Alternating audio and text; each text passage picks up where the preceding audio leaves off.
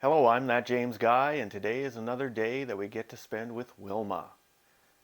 It's off with her head. What I like to do in projects like this is start with the most difficult parts. That way you don't spend all this time doing all the easy parts and then you get stuck on a difficult part and you can't get past it. So I'm going to go ahead and start with the exhaust manifold. I don't think it'll be that hard. It doesn't look awful to do, but let's just, there's heat shields and there's junk to take off. If we can leave that behind in the car, the whole manifold attached to that exhaust pipe, down there, it'll make this not too bad of a job.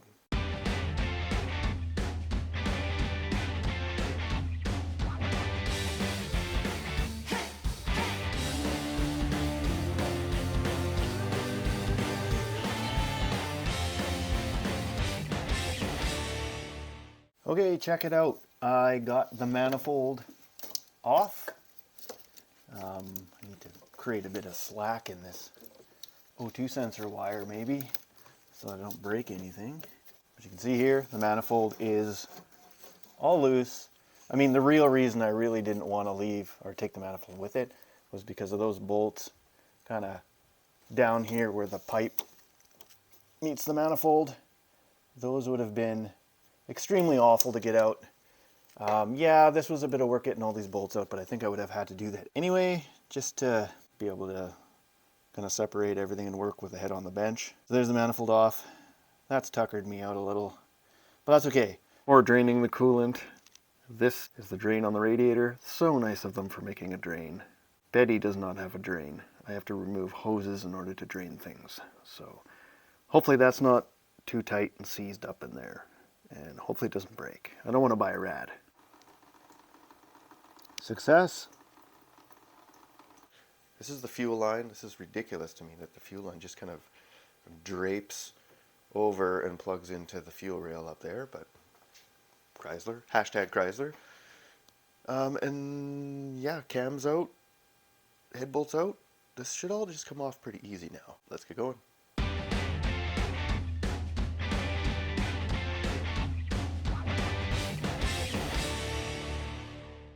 Okay, these are the greatest invention ever. For spring clamps, most spring clamps, you put a pair of pliers on there and they're really, really annoying. But you get these guys on here, and you could go up around a corner in a car, and all you do is squeeze, and these things lock. So now this thing's locked, and then all you do is hit the button and they're released. Most people hate spring clamps because they're always out of the way, around the corner. Nope, not with these. With these, super easy.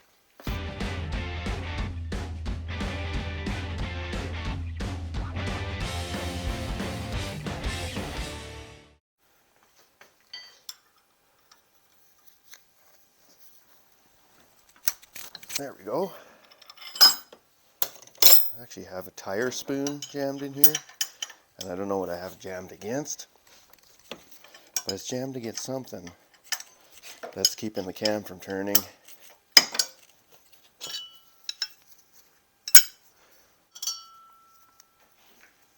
There we go. Maybe I should realize that I'll actually have room if I take the first cam gear out. Now I can go all the way around with a strap wrench.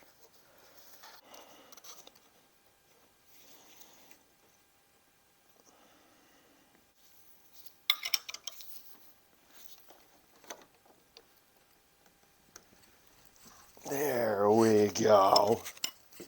Oh, that was annoying. I see people on YouTube holding camshafts with pliers, and I freaking don't understand how they can do it. Well, that bracket's in the way. I can't get the gear out anymore, and I will take that bracket off eventually here, but I just want to get this head off. So I'm going to leave the gear kind of like that. I'm going to be able to get at the bolt that's holding this plastic timing case to the head. I can still get at it through there.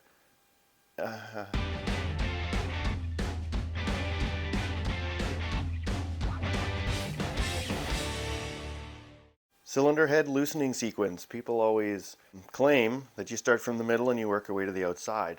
That's for torquing after. Always do it the opposite way when you're pulling the head off. You want to release the pressure from the ends and you work your way to the middle. So many manuals say to do that. Some people just assume that you do it in the same order that you torque it. Wrong. Always do it backwards.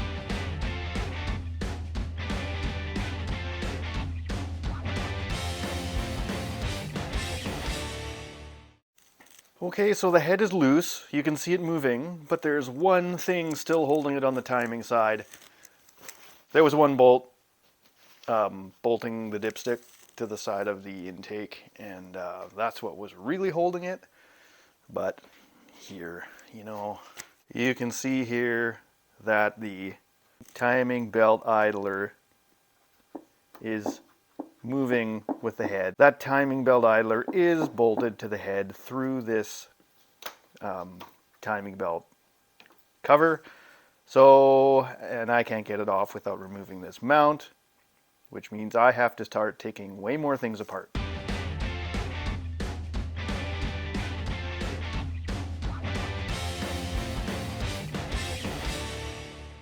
Now that we've got the side / bottom cover off, you can actually see the belts, as crappy as it looked to get at them.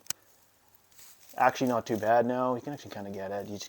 With these cars, I guess you just pull the wheel off and pull this cover off.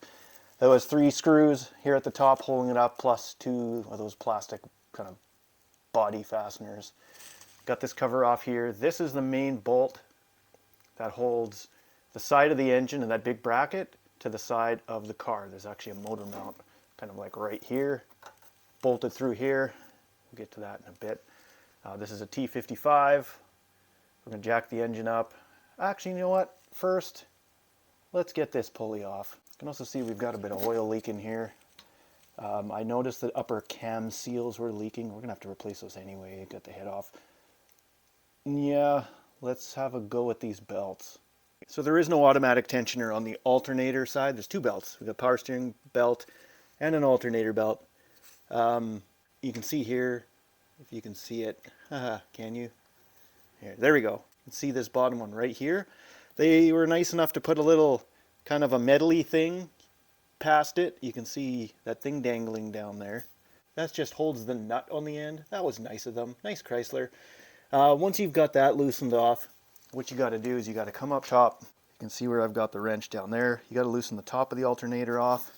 And then there's a bolt right there that you loosen off, and that should make the belt loose and it should come apart. Hopefully, maybe.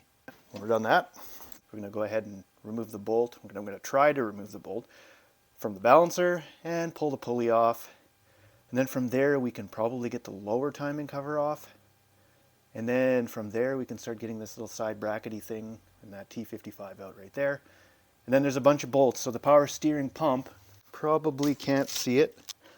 I'll put a picture in here for you to see. There's a couple bolts that have to come out there.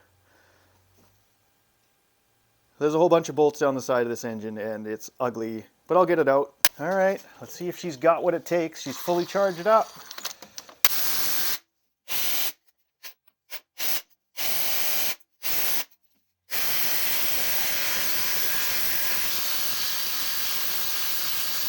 She's still got it. Ooh, it even had thread locker on it.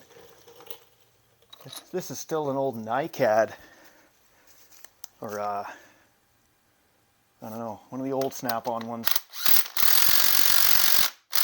Okay, I'm going to put that almost all the way in to give the puller something to push against. Oh, and then I'm going to unveil the puller, which is going to be amazing. All right, the unveiling of the Amazon puller. I feel like I say I bought this for 32 bucks on Amazon a lot, but it's true. I bought this for 32 bucks on Amazon. Let's see what we got here. This little weird thing in the middle, kind of a centering gizmo. Interesting. So it's just a simple gear puller. Let's just see if it will fit. All right, that seems to be happy right there. You know, there's always a good chance that this engine's just going to turn over, but oh, look at that. I was right. Dare I use the impact gun on it? Is it just going to explode into 1,000 pieces?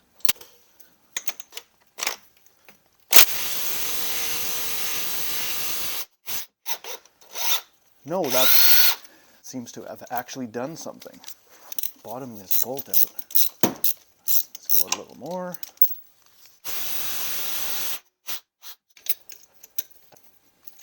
See here what's happened. There we go. $32 Amazon tool.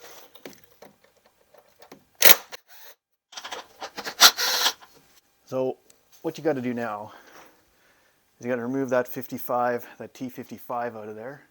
Then you got to use this jack and you got to put it on the bottom of the engine.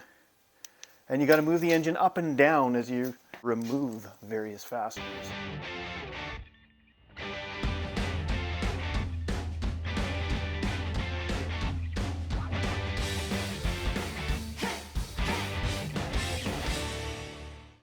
All right, real quick, I got this bottom timing cover off. I want to show you what we have to remove here. We've got that big metal brackety thing, which was the same metal brackety thing as we saw from the top. So that bolt right there, and then there's these 4 bolts to your right. There's a lot of bolts, and we have to move the engine up and down with a jack to kind of access them from the top slash bottom slash top. And once that bracket's loose, that might be, we might be able to get the head off. Oh, I hope so. Just one idler to pull off. Okay, ladies and gentlemen, I think we've got her. There were 3 big bolts holding this bracket to the side. You can see that mount down there, that mount. So the trick is, I'm told by YouTube, ironically, is what you do is you move this bracket out of the way and then you flip that lower one right there upside down. And then this guy should just kind of pop out the top. Just like that. Oh man, this could be it. Then I just have to remove this idler. And then this head's off. This could be it, folks. Try just about anything to get this out. Oh, so close. Oh yes. I think if I remove that tensioner, it'll flip out of the way. Just checking the condition of the idler while I'm in here. It's always the debate. Do I go all out or do I not go all out?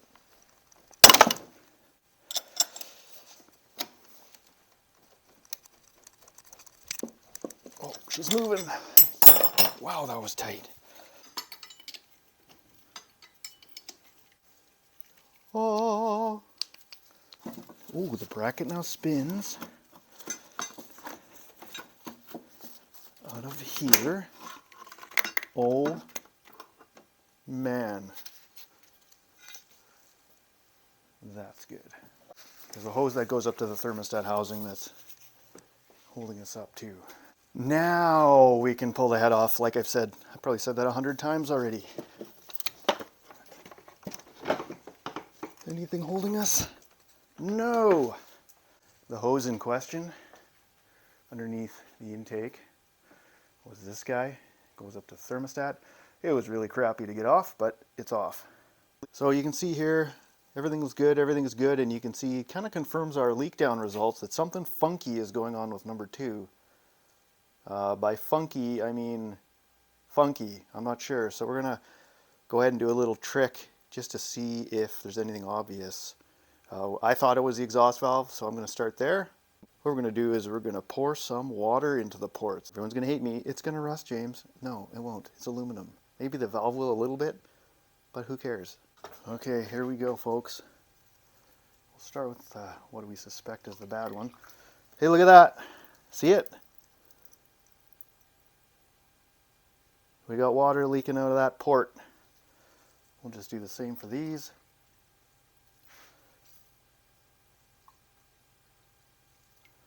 Those ones are full. So, the forward exhaust side valve. You see that? Seems like we have a problem. We'll do the same test with the intakes.